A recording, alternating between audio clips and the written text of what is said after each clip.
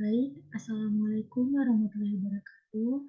Saya ucapkan selamat pagi kepada Ibu Eka Andriani selaku dosen di Bidang Kehidupan dan teman-teman semua.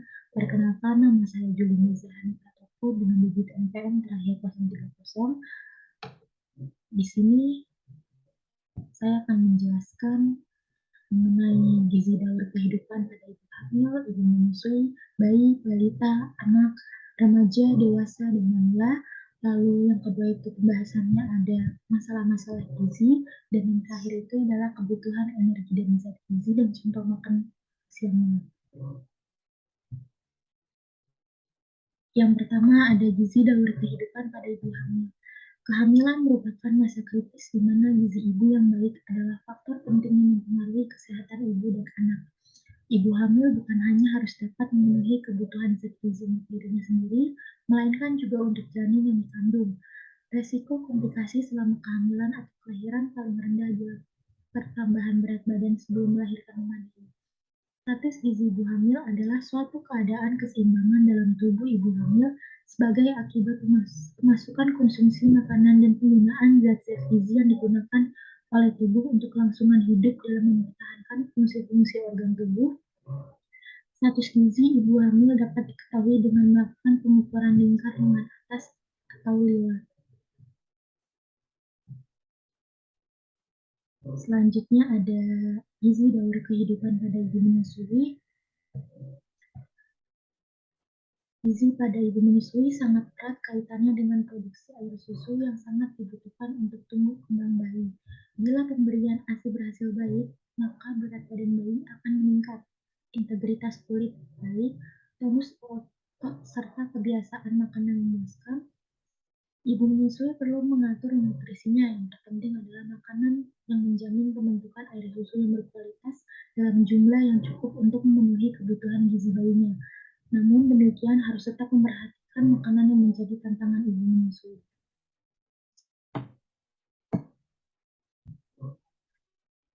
Selanjutnya, gizi daur kehidupan pada bayi. Masa bayi adalah masa pengemasan sekaligus masa kritis perkembangan seseorang. Dikatakan masa kritis karena pada masa ini bayi sangat peka terhadap lingkungan dan dikatakan masa pengemasan karena masa bayi berlangsung sangat singkat dan tidak dapat diulang kembali. Usia perkembangan bayi terbagi dua, yaitu neonatus sejak lahir sampai usia 28 hari dan bayi dari usia 29 hari sampai 12 bulan. Sedangkan menurut Rusli, bayi adalah anak usia 0 sampai 12 bulan.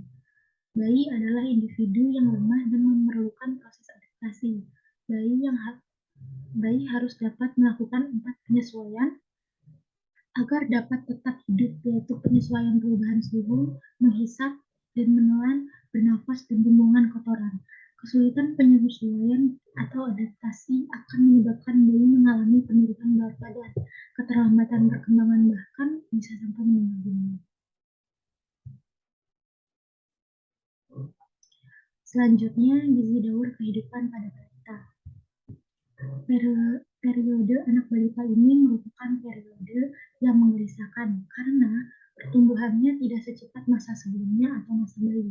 Pada masa bayi, kenaikan berat badan sampai dengan 1 kg akan mudah didapat, tetapi pada masa anak balita, kenaikan berat badannya tidak sedramatis masa bayi, sehingga orang tua atau pengasuh kadang risau dengan hal ini.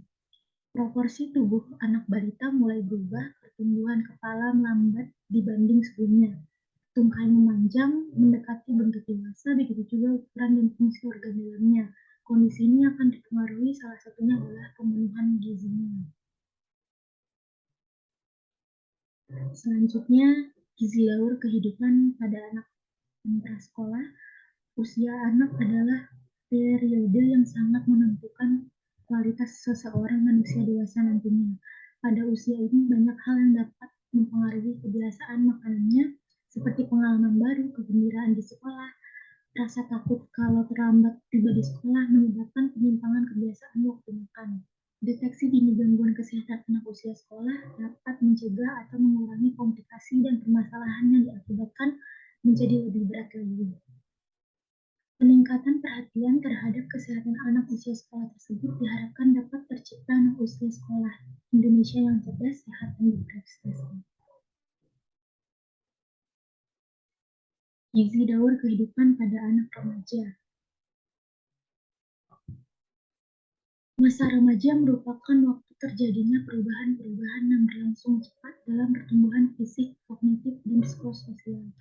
Usia remaja merupakan usia pencarian jati diri, seringkali keinginan mempunyai bentuk tubuh yang ideal membuat mereka membatasi konsumsi makanannya yang akan berdampak pada masalah gizi. Selain itu, konsumsi fast food yang dilakukan oleh remaja menjadi pemicu kejadian obesitas pada remaja. Remaja didefinisikan sebagai masa peralihan dari masa kanak-kanak ke masa dewasa. Menurut WHO, batasan usia remaja adalah 10-19 tahun. Batas usia ini juga digunakan dalam program pelayanan Departemen Kesehatan.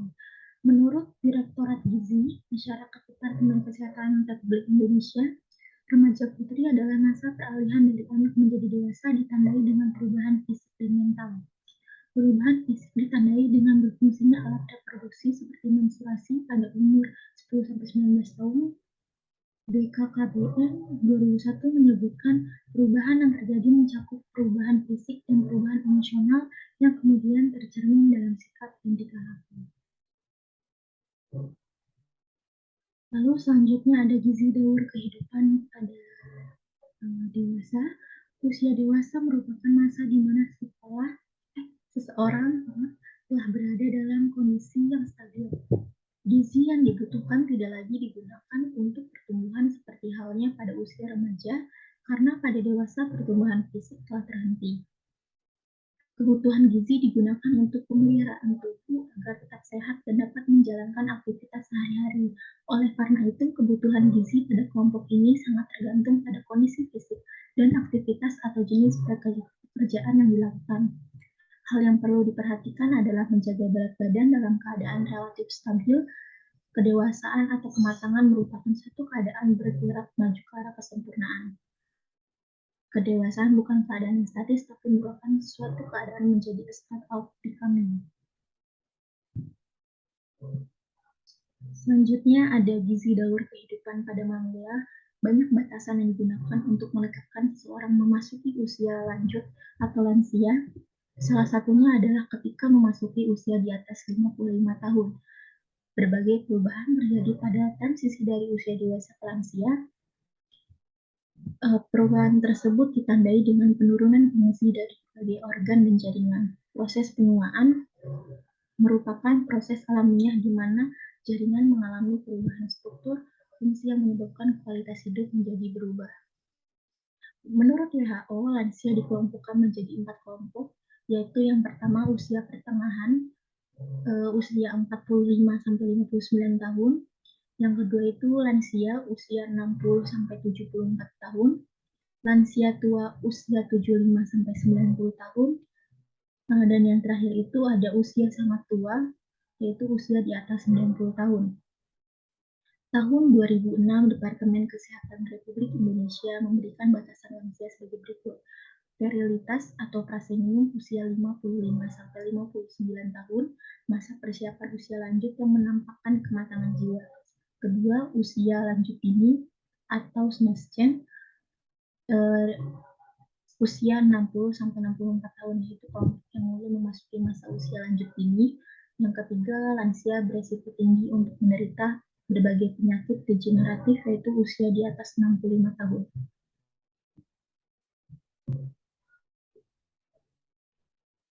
Sekarang saya akan membahas mengenai masalah-masalah gizi. Yang pertama itu pada ibu hamil. Pada ibu hamil itu biasanya terjadi kurangnya energi kronis atau KEK, terjadi karena asupan energi atau karbohidrat dan lemak tidak mencukupi kebutuhan tubuh dalam jangka waktu yang lama. Yang kedua itu ada anemia. Anemia ini terjadi karena hemoglobin dalam darah kurang dari normal, yaitu kurang dari 11 gram per dl. Lalu ada pada ibu menyusui. Pada ibu menyusui itu ada kekurangan vitamin A, terjadi karena kurangnya vitamin A sehingga sering mengakibatkan buta senja. Yang kedua itu ada anemia zat gizi besi.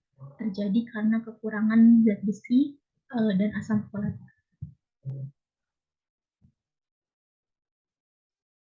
Yang ketiga ada pada bayi dan balita, ada stunting. Yang pertama itu stunting adalah kondisi kurang gizi kronis yang ditandai dengan tubuh pendek pada anak balita.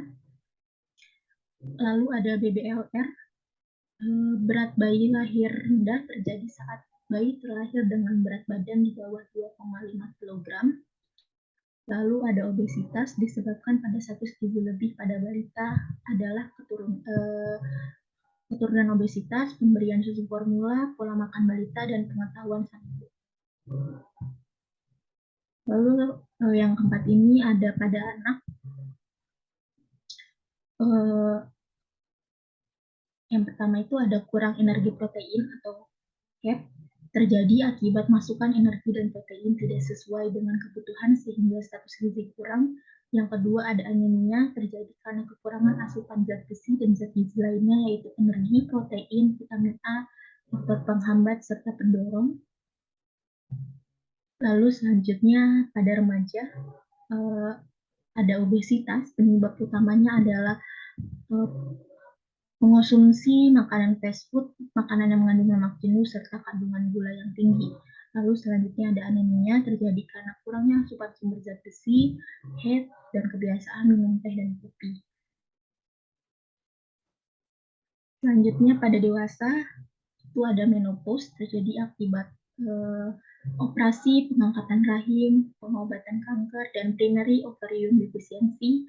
Lalu selanjutnya ada anemia, terjadi karena kekurangan asupan zat besi, kekurangan vitamin B12, kekurangan asam folat, kekurangan vitamin C, atau penyakit kronis.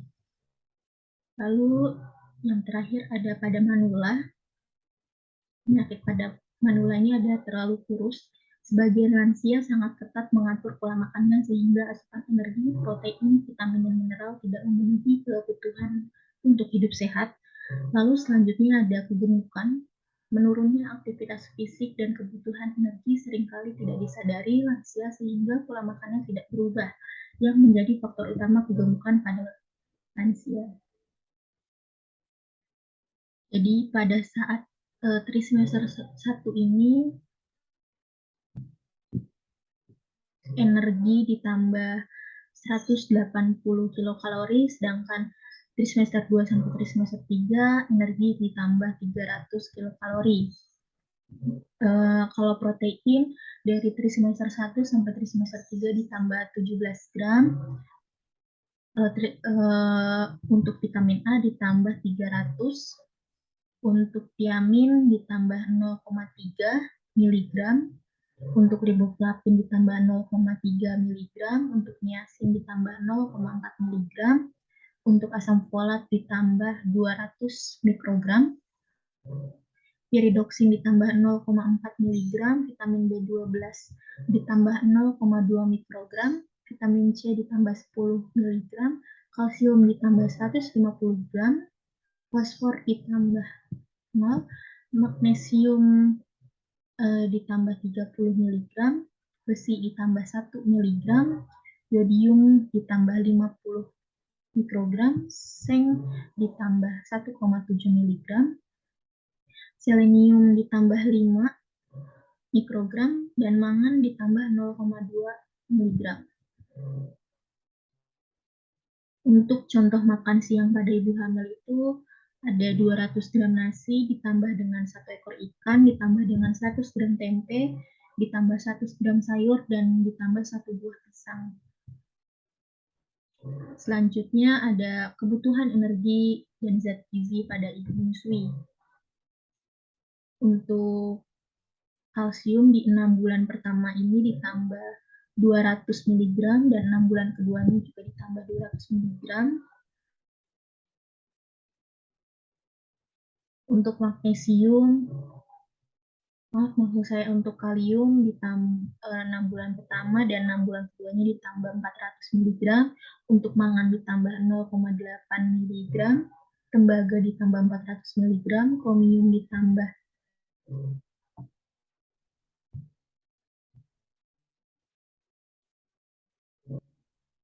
Untuk kromium ditambah 20 mikrogram. 6 bulan pertama pada besi ditambah 6 miligram, sedangkan 6 bulan kedua ditambah 8 miligram. Iodium ditambah 100 gram pada masing-masing 6 bulan pertama dan 6 bulan kedua. Seng ditambah 5 miligram, selenium ditambah 10 mikrogram. Energi 6 bulan pertama itu ditambah 330 kilokalori, sedangkan 6 bulan kedua itu ditambah 400 kalori. Protein ditambah 20 gram, lemak ditambah 11 pada 6 bulan pertama dan 6 bulan kedua ditambah 13 gram. Karbohidrat ditambah 45 gram, sedangkan pada 6 bulan kedua itu ditambah 55 gram. Vitamin A ditambah 350 mikrogram. Vitamin B1 ditambah 0,3 mg, vitamin B2 ditambah 0,4 mg, vitamin B3 ditambah 3 mg, vitamin B5 ditambah 2 mg, vitamin B6 ditambah 0,5 mg, folat ditambah 100 mikrogram, vitamin B12 ditambah 0,4 mikrogram, biotin ditambah 5 mikrogram, kolin ditambah 75 mg, dan vitamin C ditambah 25 mg. Contoh makan siang untuk ibu hamil itu 200 gram nasi ditambah 100 gram telur ditambah 100 gram tahu ditambah 100 gram sayur dan 1 buah kiwi.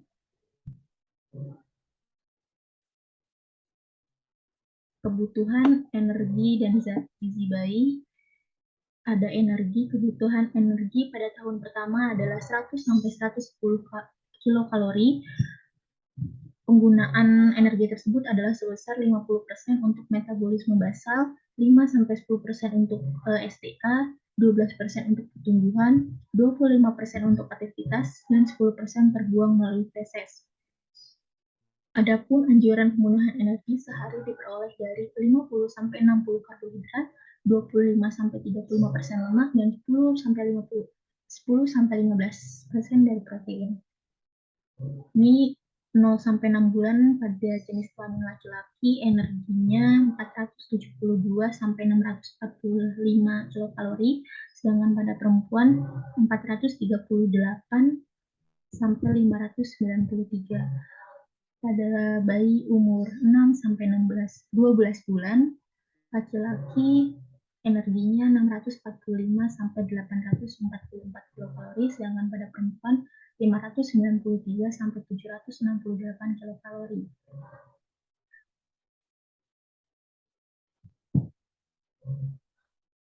Lalu yang kedua ada estimasi kebutuhan protein bayi berdasarkan berat badan. Pada usia 0-6 bulan kebutuhan proteinnya ini 2,2 gram. Lalu pada umur 6-12 bulan ini kebutuhan proteinnya 2 gram.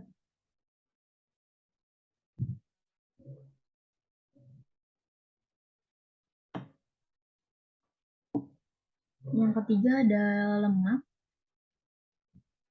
Kebutuhan lemak pada bayi tidak dinyatakan dalam angka mutlak, tetapi dalam proporsi yaitu 15-20% dari total energi pada usia 6 bulan pertama dan selanjutnya meningkat maksimal 30-35% dari total energi sehari. Yang keempat ada karbohidrat. Asupan karbohidrat sehari untuk bayi dianjurkan sekitar 40-60% total energi sehari. Yang kelima ada vitamin dan mineral. Ini kebutuhan vitamin larut lemak. Pada vitamin K di umur 0-8 bulan itu 375 mikrogram per hari, sedangkan pada umur 7-11 bulan itu 400 mikrogram per hari. Vitamin D itu 5 mikrogram per hari. Vitamin E itu pada umur 0-8 bulan 4 mikrogram, sedangkan pada umur 7-11 bulan itu 5 mikrogram. Untuk vitamin K 5 mikrogram per hari untuk usia 0-8 bulan, sedangkan usia 7-11 bulan itu 10 mikrogram per hari. Untuk kebutuhan mineralnya, kalsium di umur 0 sampai 6 bulan ini membutuhkan 200 mg, sedangkan 7 sampai 11 bulan membutuhkan 250 mg. Untuk fosfor 0 sampai 6 bulan 100 mg, untuk 7 sampai 11 bulan itu 250 mg. Magnesium di umur 0 sampai 6 bulan 30 mg, sedangkan 7 sampai 11 bulan 55 mg. Fluor pada usia 7 sampai 11 bulan itu membutuhkan 0,4 mg. Untuk besi di umur 7 sampai 11 bulan itu membutuhkan 7 mg. Iodium di umur 0 sampai 6 bulan itu membutuhkan 90 mg, sedangkan 7 sampai 11 bulan itu membutuhkan 120 mg. Zinc pada umur 7 sampai 11 bulan membutuhkan 3 mg, mangan pada umur 7 sampai 11 bulan membutuhkan 0,6 mg, selenium pada umur 0 sampai 6 bulan membutuhkan 5 mg, sedangkan pada umur 7 sampai 11 bulan membutuhkan 10 mg. Contoh makan siang pada bayi yaitu nasi tim ayam yang ditambah kacang merah atau tahu dan tempe. Lalu ada nasi yang lembut dengan sayur dan lauk, misalnya tahu tempe atau hati ayam yang telah dikukus serta jagung yang telah dihaluskan. Kebutuhan energi dan zat gizi pada balita. Yang pertama itu ada energi. Kebutuhan energi anak balita tidak setinggi pada masa bayi. Pedoman umum yang dipakai adalah 1000 kilokalori ditambah 100 kilokalori. Angka kecukupan energi berdasarkan BNPG tahun 2004 untuk anak usia 1-3 tahun adalah 1000 kilokalori dan untuk anak usia 4-6 tahun adalah 1550 kilokalori. Protein. Kecukupan protein yang dianjurkan berdasarkan WMPG tahun 2004 untuk anak usia 1-3 tahun adalah 25 gram dan untuk anak usia 4-6 tahun adalah 39 gram. Lemak. Kebutuhan lemak tidak dinyatakan dalam angka mutlak, namun dianjurkan 15-20% energi total berasal dari lemak. Karbohidrat dianjurkan 60-70% energi total berasal dari karbohidrat. Yang kelima, ada air.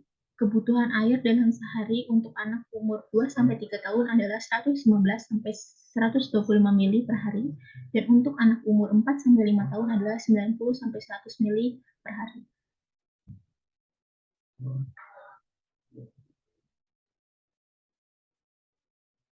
Contoh makan siang pada balita itu bisa nasi ditambah sup ayam, ditambah telur lalu 1 buah pisang. Yang kedua bisa nasi ditambah bening ayam ditambah tempe. Kebutuhan energi dan zat gizi anak. Yang pertama itu energi. Anjuran pemenuhan energi sehari diperoleh dari 50-60%. Protein. Kecukupan protein yang dianjurkan kebutuhan ialah 10-15 total kebutuhan dan mengandung semua unsur asam amino esensial, mudah dicerna dan diserap tubuh. Yang ketiga ada lemak. Asupan lemak pada anak sekolah dianjurkan berasal dari sumber lemak esensial seperti kacang-kacangan, minyak nabati, beras merah. Lalu selanjutnya ada karbohidrat. Kebutuhan karbohidrat untuk balita adalah 45-60% total kebutuhan energi. Beberapa sumber gula sebagai komponen karbohidrat harus dibatasi tidak lebih dari 10%, antara lain gula murni, kue, permen coklat, dan lain-lain. Yang kelima ada air. Air merupakan komponen utama dalam tubuh manusia secara umum. Pada anak sekolah, 60-70% berat tubuh adalah air. Air juga merupakan kebutuhan dan bagian dari kehidupan manusia, sehingga asupan air pun sebaiknya seimbang dengan jumlah yang dikeluarkan.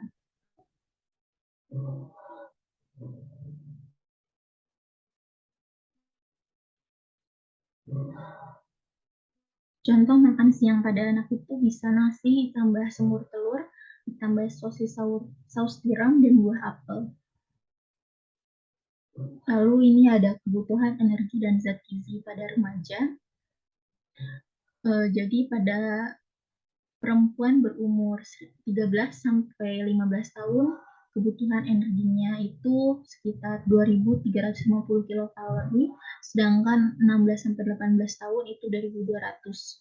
Pada laki-laki di umur 13-15 tahun itu energinya 2.400, sedangkan di umur 16 sampai 18 tahun itu 2.600 kilokalori. Protein pada perempuan 57 gram pada umur 13 sampai 15 tahun, 50 gram pada umur 16 sampai 18 tahun, pada laki-laki 60 gram pada umur 13 sampai 15 tahun, sedangkan pada umur 16 sampai 18 tahun itu 65 gram. Untuk kalsium, perempuan dan laki-laki itu sama 1000 mg. Besi pada umur 3 sampai 15 dan 16 sampai 18 itu sama 26 mg pada perempuan. Sedangkan pada laki-laki di umur 13 sampai 15 itu 19 mg, di umur 16 sampai 18 tahun itu 15 mg. Vitamin A sama 600 RE pada perempuan dan laki-laki, sedangkan vitamin E pada perempuan di umur 13 sampai 15 tahun itu 5 mg, 16 sampai 18 tahun itu 15 mg, 13 sampai 15 tahun itu 15 mg, dan 16 sampai 18 tahun itu 15 mg. Vitamin B1 pada perempuan sama 1,1 mg, sedangkan pada laki-laki 1,2 di umur 13 sampai 15 tahun, sedangkan 1,3 mg di umur 16 sampai 18 tahun. Vitamin C pada 13 sampai 15 tahun pada perempuan itu 65, 75 mg itu di umur 16 sampai 18 tahun, di laki-laki 13 sampai 15 tahun 75 gram untuk vitamin C-nya, lalu 90 mg 16 sampai 18 tahun. Vitamin B6 perempuan sama 1,2 mg dan pada laki-laki sama 1,3 mg. Contoh makan siang pada remaja itu nasi ditambah ikan bandeng, ditambah tumis buncis dan wortel, lalu 1 buah jeruk.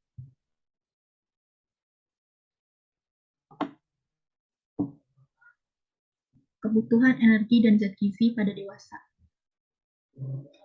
Karbohidrat. Faktor yang perlu diperhatikan untuk menentukan adalah aktivitas fisik, angka kecukupan gizi energi untuk dewasa 2.150 sampai 2.250 kilokalori untuk perempuan, dan untuk laki-laki antara 2.625 sampai 2.725 kilokalori setiap hari. Kebutuhan karbohidrat sebagai sumber energi utama pada usia dewasa kurang lebih 46% dari total masukan energi. Kedua, protein. Kecukupan protein dewasa adalah 56 sampai 57 gram per hari untuk perempuan, dan pada laki-laki 62 sampai 65 gram per hari. Kebutuhan protein pada usia dewasa adalah 56 sampai 62 gram per hari atau berkisar 11% dari total masukan energi. Yang ketiga adalah lemak. Kebutuhan lemak pada orang dewasa 60 sampai 75 gram per hari pada perempuan dan 73 sampai 91 gram per hari pada laki-laki menurut AKG tahun 2012. Yang keempat ada vitamin A.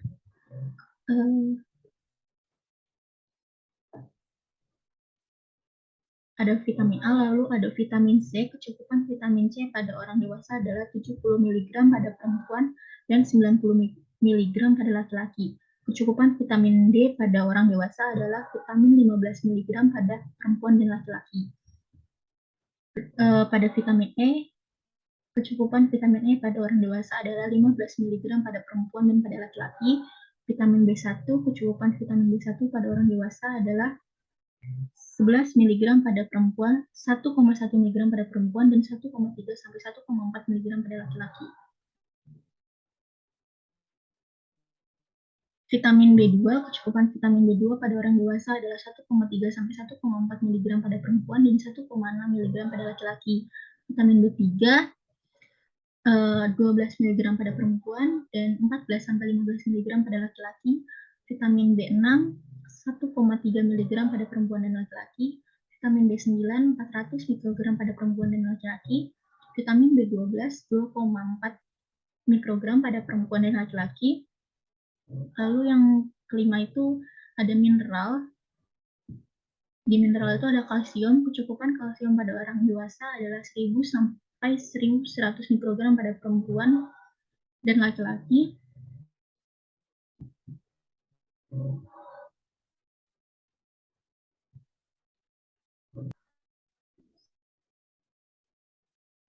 Lalu yang terakhir ada zat besi. Maaf, ini maksudnya contoh makan siang pada dewasa, yaitu ada 200 gram nasi, 1 ekor ikan tongkol, 100 gram tahu goreng, 50 gram tumis daun pepaya, lalu ada 1 buah pisang. Lalu selanjutnya ini ada kebutuhan energi dan zat gizi pada lansia.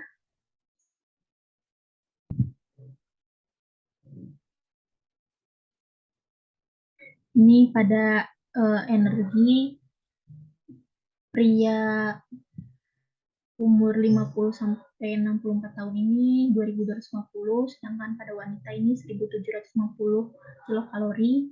Di atas umur 65 tahun pada pria ini 2050 kilokalori, sedangkan wanita 1600. Untuk protein dari umur 50 sampai 64 tahun membutuhkan 60 gram, sedangkan pada wanita itu 50 gram. Lebih dari 65 tahun sama, pria juga 60 gram, sedangkan wanita 50 gram. Lalu ada vitamin A 600 untuk pria di umur 50 sampai 64, pada wanita 500 untuk di umur lebih dari 65 tahun, pada pria 600, sedangkan pada wanita 500. Vitamin D pada umur 50 sampai 64, pada pria dan wanita 10 mikrogram. Di atas 65 tahun 15 mikrogram pada pria dan wanita. Vitamin E 15 mg dari 50 sampai 64 tahun, lalu juga di atas 65 tahun juga 15 mg. Vitamin K 65 mikrogram pada pria di umur 50 sampai 64 tahun, sedangkan pada wanita 50 sampai 64 tahun itu 55 mikrogram. Di atas umur 65 tahun itu 65 mikrogram, dan pada wanita 55 mikrogram.